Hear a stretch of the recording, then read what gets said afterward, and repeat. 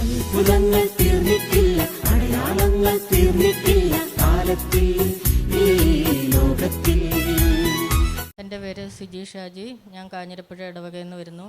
എനിക്ക് പൊടി ഭയങ്കര അലർജി ആയിരുന്നു.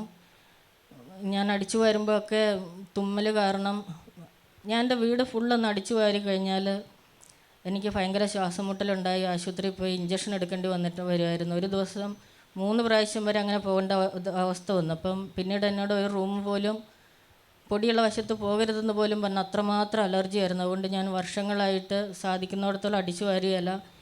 ചില ദിവസങ്ങളിൽ പങ്കാളിയും മക്കളും ഒക്കെ ചെയ്യാൻ പറ്റാത്ത അവസരങ്ങളിൽ ഞാൻ 3-4 മാസ്ക് ഇട്ട് തോർത്തുകൊണ്ടൊക്കെ തല ഫുള്ള് കെട്ടിയിട്ട് ഞാൻ അടിച്ചു വാരിയാൽ പോലും എനിക്ക് ആശുപത്രിയിൽ പോകേണ്ട ഒരു അവസ്ഥ വരും. എന്നെ വഴക്ക് പറയും. പക്ഷേ അത് കഴിഞ്ഞിട്ട് ഇവിടുന്ന് ഒരു ദിവസം അച്ഛൻ പറഞ്ഞു അലർജി രോഗമുള്ളവരുടെ അലർജി മാറുന്നു പറഞ്ഞു. അപ്പം തമ്പുരാനെ എനിക്ക് ആ കൃപ തരണമെന്ന് ഞാൻ പ്രാർത്ഥിച്ചു. കഴിഞ്ഞിട്ട് വീട്ടിൽ ചെന്നപ്പം എനിക്ക് അടിച്ചു വരേണ്ട ഒരു സാഹചര്യം വന്നപ്പം ഞാൻ സൂക്ഷിച്ചു വെച്ചിരിക്കുന്ന മാസ്ക് ഞാൻ എത്ര തിരഞ്ഞിട്ടും കാണാനില്ല.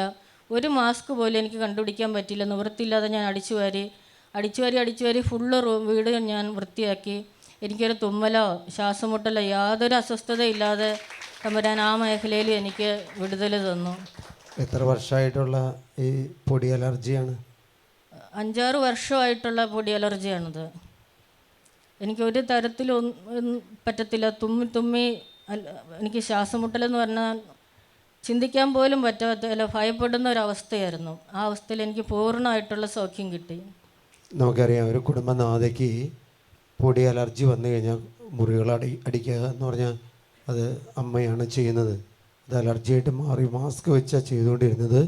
കർത്താവ് അത് പൂർണ്ണമായിട്ട് സൗഖ്യം നൽകിയെന്ന് മാത്രമല്ല, അത് 800 കഴിഞ്ഞാൽ ഇസ്നോഫീലിയ ബ്ലഡിൽ 800 കഴിഞ്ഞാൽ അത് ആസ്മയായിട്ട് മാറും. പിന്നീട് ചുമയും എപ്പോഴും വരും. അതിൽ നിന്ന് കൂടിയാണ് കടത്തിയത്. കാരണം അത്രയ്ക്ക് അത് സിവിയറായി. അതുകൊണ്ടാണ് മാസ്ക് വെച്ചാലും ഹോസ്പിറ്റലിൽ പോയി ഇഞ്ചക്ഷൻ എടുത്താലാണ് അലർജി മാറുന്നത്. അത്രമാത്രം സിവിയറായിരുന്ന അലർജി രോഗം കർത്താവ് എടുത്ത് മാറ്റി കൃപകൾ കൊണ്ടെന്നറിയും. അവസാനം എഴുതി വെച്ചാൽ എത്രമാത്രം നന്ദി പറഞ്ഞാൽ അല്ലേ, കൂടാനുകൂടി നന്ദി ചേച്ചി എഴുതി വെച്ചിരിക്കുക അല്ലേ ലിയ?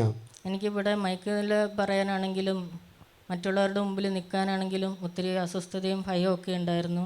ഇപ്പോൾ ആരോടാണെങ്കിലും പറയേണ്ട കാര്യങ്ങൾ പറയേണ്ട രീതിയിൽ പറയാനും ഭയം കൂടാതെ ചെയ്യുവാനുള്ളൊരു ധൈര്യം തമ്പുരാൻ തന്നു. അത് മാത്രമല്ല, 5 വർഷമായി കുടുംബത്തിന് വേണ്ടി മാംസം വർജിച്ചിട്ട്, അതാണ് കൃപ.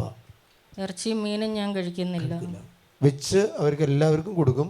പക്ഷേ ഈ സഹോദരി 5 വർഷമായിട്ട് കുടുംബത്തിൻ്റെ വിശുദ്ധി, പ്രത്യേകിച്ച് മക്കളുടെ വിശുദ്ധീകരണത്തിന് വേണ്ടി 5 വർഷമായിട്ട് മാംസം വർജിച്ചിരിക്കുക. ഹല്ലേലൂയ.